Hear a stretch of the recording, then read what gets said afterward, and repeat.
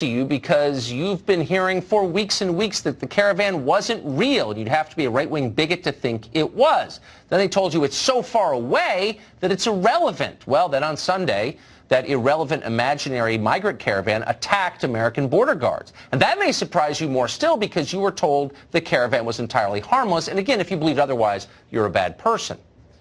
Well, soon, a news story, we don't know what it is, but we can be sure there is one, will come to dominate the headlines, and the migrant caravan will be mostly forgotten. Even if the border crisis remains unresolved, the press, the public, likely the president too, will have moved on.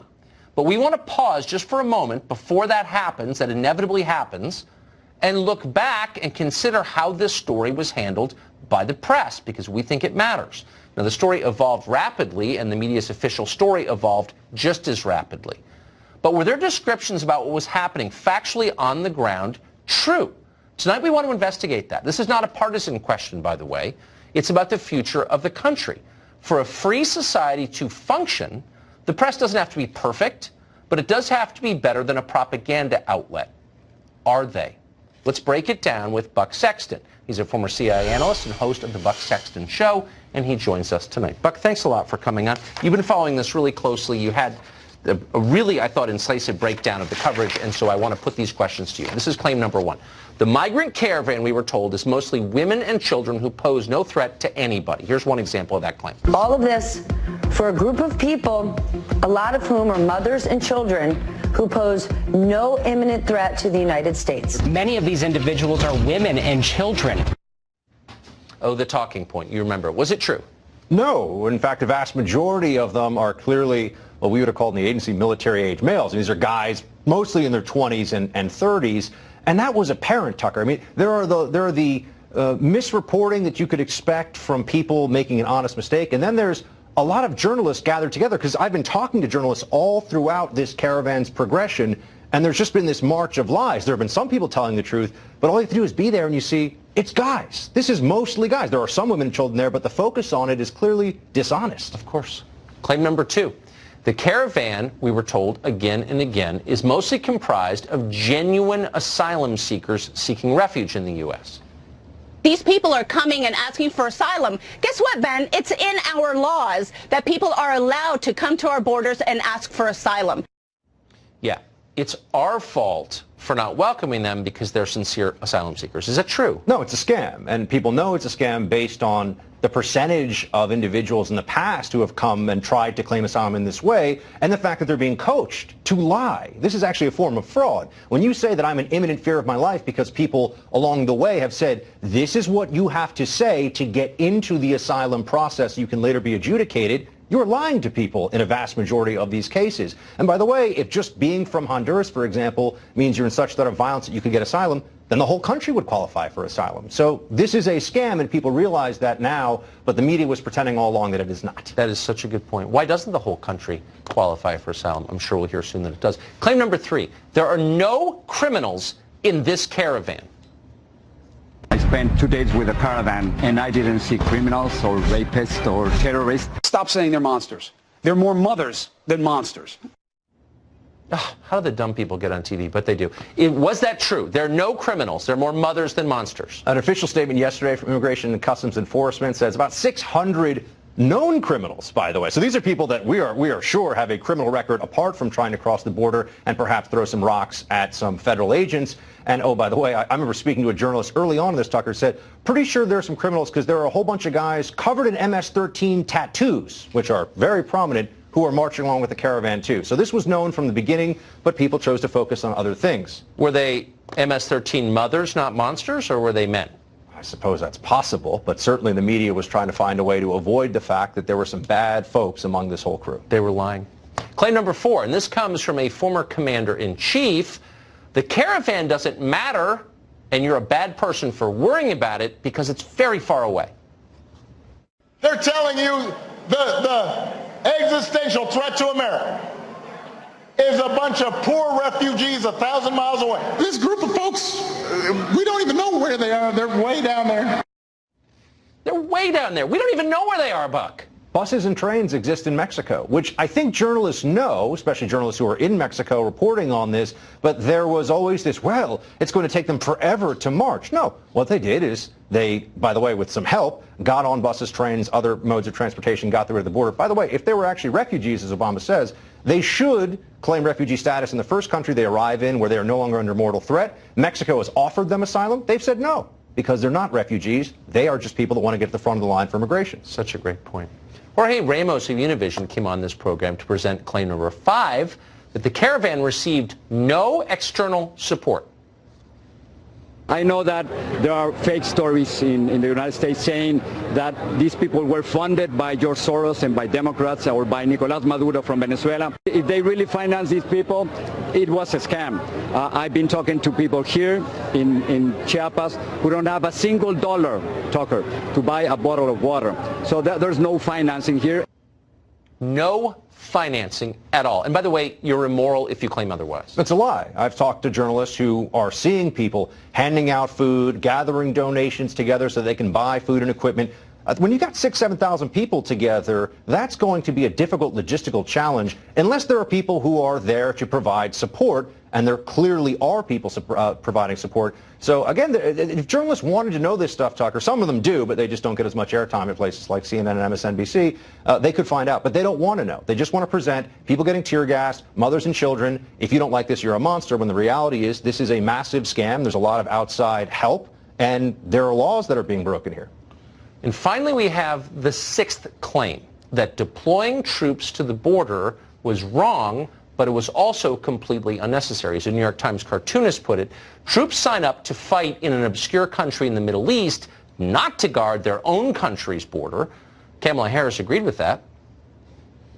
It is inappropriate to require the limited resources of the United States military to be used in such a way, all because there needed to be some demonstration for the TV cameras based on a political agenda instead of what is a national security threat.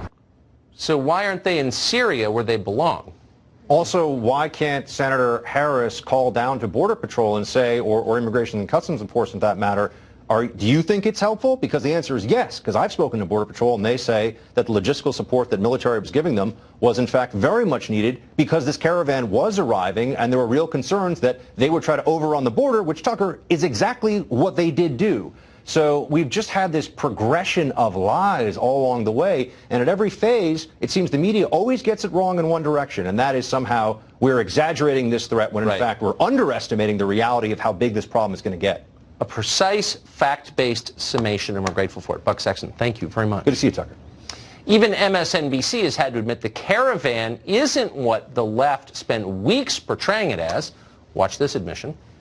The truth is the majority of the people that are part of this caravan, especially outside, if we can make our way all the way over there, we'll show you the majority of them are men. From what we've seen, the majority are actually men, and some of these men have not articulated that need for asylum. Instead, they have talked about, going to the United States for a better life and to find work.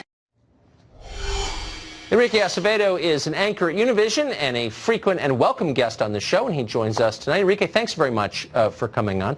So now that it's here and the facts on the ground are undeniable, can we stop lying and admit what is obviously true, that this caravan is not primarily mothers with children, it's primarily men?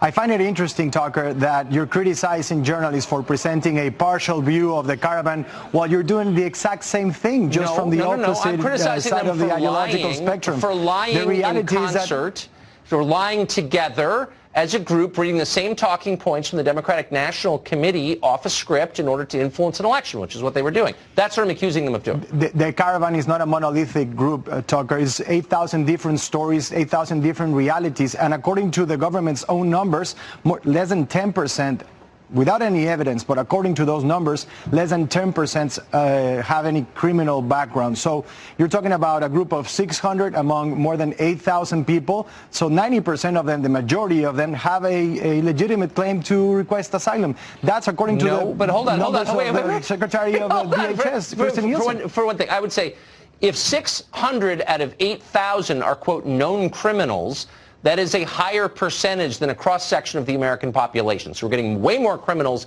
per capita than we have they're not already going to get in because if they have a criminal background, then they won't be allowed in, and their asylum request will be denied. So just as a you don't have to worry matter. about that. Let's talk now about the other 90%. This is what I'm talking about. Hold on. Just because you don't have a criminal record does not mean you're eligible for asylum. So please address Buck Sexton's, I thought, very incisive point that if you are seeking asylum, you are by definition required to ask for it in the first safe country you reach, where you don't face a mortal threat. And that was Mexico, where they were offered asylum, but they didn't take it. Keyword being safe, not a country where thousands of people are being killed every year. Actually, more than 500,000 people have been killed in Mexico in the last decade or so. So it's not a safe country. I wouldn't characterize Mexico as that. So that leads to my second question. I knew you were going to say that. So let me just ask you the follow-up, the logical follow-up, which is if Mexico is so dangerous, then you could not seek asylum there because you're imperiled just by being in Mexico.